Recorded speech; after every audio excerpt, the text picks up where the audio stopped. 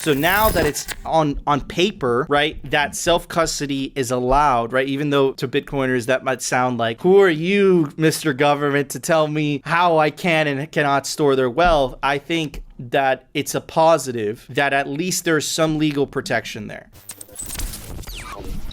This is Senator Cynthia Lummis. She is the Bitcoin senator, and today's the day. The famous bipartisan so-called crypto bill was introduced today. It was a big deal. I don't know if it's going to pass, but anyways, let's check out this CNBC clip because I think it's a historic moment. Anyways, let's check it out. Hey, Senators, two questions for you. One is, and I'm sure you saw this a little over a month ago, Fidelity, the largest 401k manager in the country, announced that they were going to offer Bitcoin to users or to consumers. Companies have to choose to allow their employees to put Bitcoin in their 401ks. The Labor Department came out and said this is a terrible idea. What do you think? I think the Labor Department's wrong. I think it's a wonderful idea. It should be part of a diversified asset allocation, and it should be on the end of the spectrum of a store of value. Obviously, if you have a fully diversified asset allocation, you have some assets that you want to produce income in the short run. You also want some assets that are just a store of value. And I think that's where Bitcoin really shines. I think it's some of the hardest money that's ever been created in the world. You hear that? And for that reason, it belongs as a slice of a diversified asset allocation for a retirement fund. Senator Gillibrand, you agree, disagree? No, I agree. And that's why this piece of legislation is so important and why it's so timely. Once you create basic infrastructure around these types of digital assets where there are disclosure requirements, where they have a regulator, where there's full transparency, that is going to create the safety and soundness in the market that will give other people comfort that this is a market that is here to stay. It's one that is properly regulated and one that has oversight and accountability. And that's what this legislation is going to do. So while many people are uncomfortable with where these digital assets are being used or offered today, once a regulatory framework's put around it, there will be more comfort there. So absolutely insane. And the reason that I find this extremely bullish, guys, it's bipartisan. And that is so important because Bitcoin cannot become a partisan issue. So it's a Republican senator and a Democratic senator. Extremely bullish. Really like that. Good news. Anyways, let's check out some headlines from the articles covering this. This is Market Watch, right? Bipartisan crypto bill would have CFTC oversee Bitcoin, Ether, and most other digital assets. And here's the Bitcoin magazine article. I highlighted a lot of the things, but honestly, guys, what I've noticed is that Namikos, which excellent writer, works at Bitcoin magazine, this thread did a great job at covering this, which I think would be the most appropriate rather than just reading out these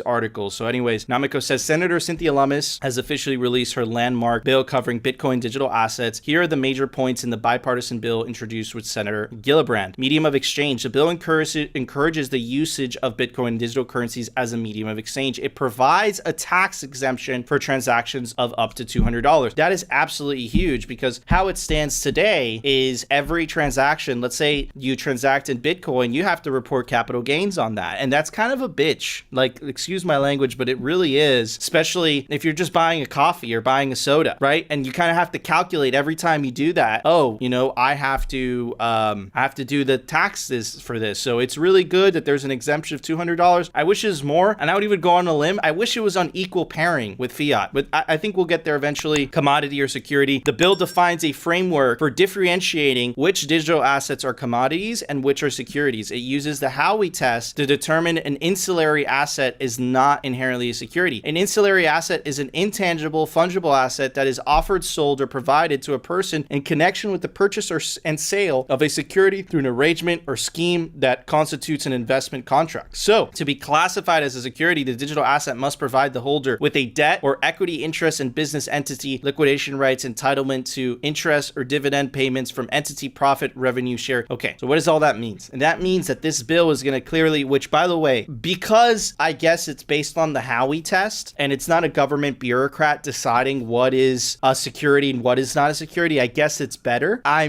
kind of take the libertarian approach. I don't want government deciding this, but I guess this is better than nothing. And this is extremely bad news for the majority of shitcoins, right? Namikos goes on to say, digital assets not fully decentralized and which benefit from entrepreneur and managerial efforts that determine the value of the assets, but are not debt or equity and don't create rights to profits or other financial interests in the business entity are not securities. In sum, the majority of large digital assets would be classified as commodities under the text introduced by Senator Lummis and Senator Gillibrand. So it's good. The majority of Bitcoin and shitcoins, right? The majority of shitcoins would not be classified as securities. And I don't think that's the government's place to get to decide that. That's my perspective. A lot of Bitcoiners would say, you know what? Classify them as securities. Let the shitcoins die. I think we need to have a free market solution to that, not government intervention. Bitcoin needs to beat these shitcoins on the free market, not through government coercion. So it goes on to say Bitcoin and ETH are guaranteed as commodities. Lummis and Gillibrand grants the CFTC exclusive spot market jurisdiction over all digital assets classified as commodities. SEC and CFTC are tasked with studying and reporting on the creation of self-regulatory organizations that complement the regulatory work. Energy. The bill also requires a study on the power consumption of digital asset. Miners. The bill provisions that miners are not to be seen as brokers is very important, guys, because you remember the language in the infrastructure bill was not clear. So potentially there could be a conflict of interest where Bitcoin miners could be seen as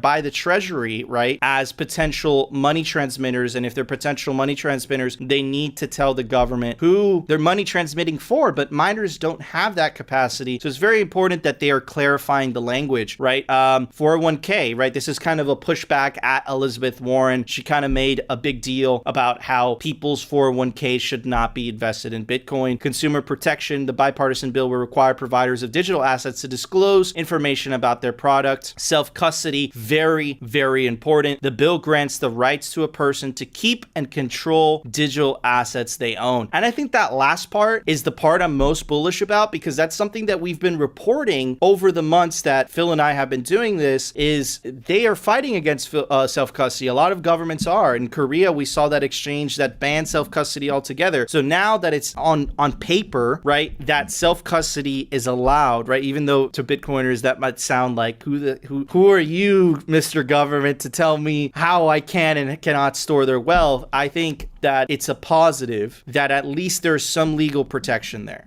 I know that Bitcoiners are not fans of that, but I think during this transition period between fiat and hyper Bitcoinization, and we're in this weird, transition period, I think that having these legal protections are actually a good thing. Now, it's bad news for a lot of shitcoin scammers if this goes into law, right? And in terms of the price, right, which is something that we don't talk about very often on the show, but I am going to mention it. This is very good. And the reason it's very good is because this gives clarity to companies that want to invest in Bitcoin. This is a regulatory framework. Before, there was none. So Bitcoin is in this weird gray area to them legally. So there's a risk to that. With this, it offers clarity to them. And that is a good thing because they will feel more confident in buying Bitcoin as an alternative to cash, right? So let's see how this plays out. I don't know if this is going to pass. I'm sure there's going to be a lot of pushback.